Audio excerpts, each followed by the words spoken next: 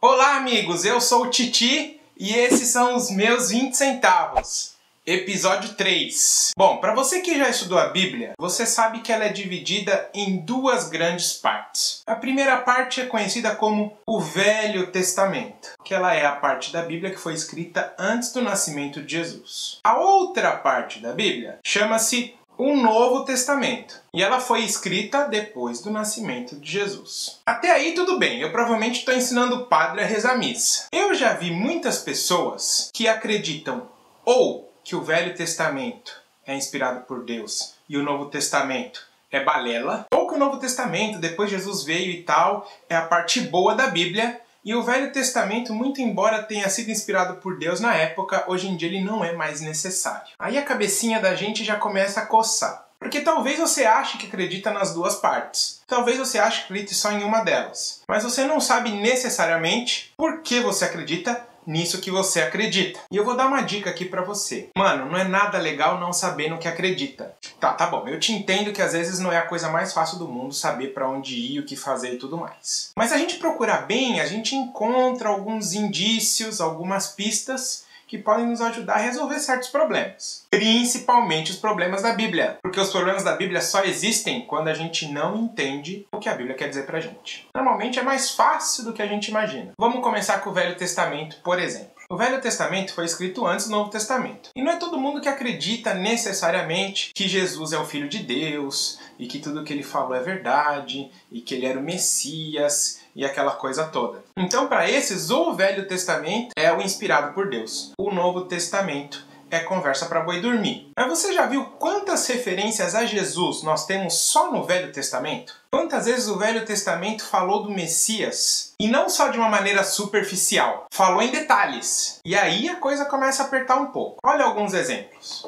Isaías, capítulo 7, versículo 14, fala que uma virgem conceberia o Messias. Boa, né? Miqueias 5:2 fala que ele viria de Belém. Zacarias capítulo 9, versículo 9 diz que ele entraria na cidade santa montado num jumentinho.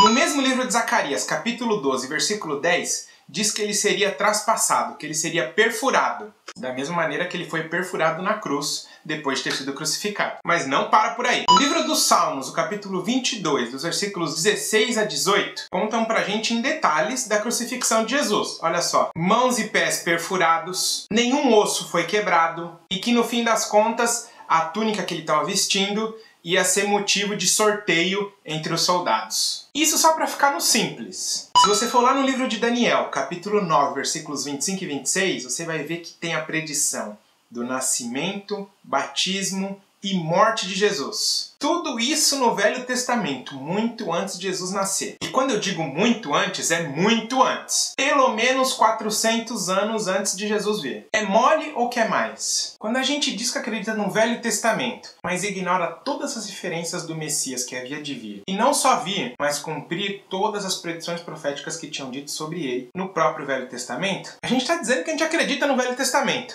Mas na verdade não acredita muito. As profecias foram dadas e cumpridas. Na hora que a gente vê essas profecias se cumprindo e acontecendo no Novo Testamento, a gente deixa pra lá. Faz sentido isso? Mas nem só de Velho Testamento vive uma Bíblia. E para aqueles que consideram o Novo Testamento a nova forma de Deus demonstrar o seu amor por nós e ignoram completamente o Velho Testamento. O que a gente faz nesses casos? A gente vai para a Bíblia de novo, porque é lá que a gente tem a solução para os nossos problemas. Vocês já estão sabendo. Se você abrir sua Bíblia em 2 Timóteo capítulo 3, versículo 16, você vai ler que Paulo escreveu assim: pois toda a Escritura Sagrada é inspirada por Deus e é útil para ensinar a verdade, condenar o erro, corrigir as faltas e ensinar a maneira certa de viver. Quando Paulo fala aqui das Escrituras Sagradas, ele está falando do quê? Agora não é questão de adivinhar, é questão de entender o contexto. Quando Paulo fala que toda a Escritura Sagrada é útil para o ensino, ele está falando da Bíblia que ele tinha. E é o Velho Testamento, porque o Novo Testamento estava sendo escrito por ele naquele mesmo momento. Paulo, que viveu depois de Jesus, que começou o seu ministério depois Jesus já tinha morrido, ressuscitado e voltado para o céu, ele diz que toda a Escritura é inspirada por Deus e útil para o ensino. Mas não só qualquer parte do Velho Testamento. Toda a Escritura Sagrada de Deus que Paulo tinha naquela hora. mas você acha que Paulo é pouco? Abre a sua Bíblia em 2 Pedro, capítulo 1, versículo 21. Pois nenhuma mensagem profética veio da vontade humana, mas as pessoas eram guiadas pelo Espírito Santo quando anunciavam a mensagem que vinha de Deus. Aqui agora é Pedro falando. E ele fala mais ou menos a mesma coisa que Paulo falou. Toda mensagem é dada por Deus, inspirada por Deus, pelo Espírito Santo e dada aos profetas. Pedro não tinha Novo Testamento nenhum para ler. Ele estava escrevendo o Novo Testamento naquele momento, igual Paulo estava fazendo com a carta para Timóteo. Ele só tinha o Velho Testamento. E eles acreditavam 100% em tudo que estava escrito ali. Não só acreditavam, como endossaram para o destinatário das cartas que eles escreveram, que era a palavra de Deus. E era útil para o ensino. Eu vou repetir para ficar fácil. 2 discípulos de Cristo que viveram, trabalharam e morreram depois que Jesus já tinha vindo e trabalhado nessa terra. Eles endossam no próprio Novo Testamento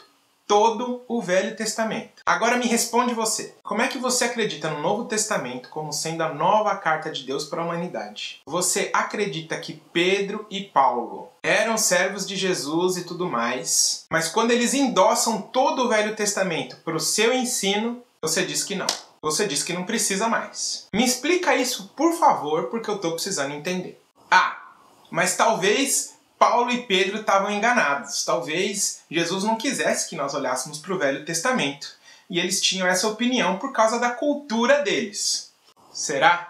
Vamos ver o que Jesus fala sobre isso então. Abre a sua Bíblia aí, lá em Mateus, no capítulo 4. E a gente vai ler os versículos 4, 7 e 10. Mas só para você entender o contexto aqui. Jesus tinha acabado de ser batizado e ele foi para o deserto. Lá no deserto ele ficou 40 dias, sozinho, orando. No final desses 40 dias, chega lá o diabo, o capeta, Satanás, o dragão, a serpente, o coisa ruim. E ele começa a tentar Jesus. Aí ele tenta uma vez Jesus. Sabe o que Jesus fala? Jesus respondeu: está escrito, nem só de pão viverá o homem, mas de toda palavra que sai da boca de Deus. Aí o diabo vem e tenta de novo Jesus. E ele responde lá no verso 7. Mas está escrito, não tentarás o Senhor teu Deus. E aí depois o diabo, não satisfeito, tenta Jesus uma terceira vez. E Jesus responde de novo lá no versículo 10. Jesus respondeu: vai embora, Satanás, porque está escrito, somente a Deus adorarás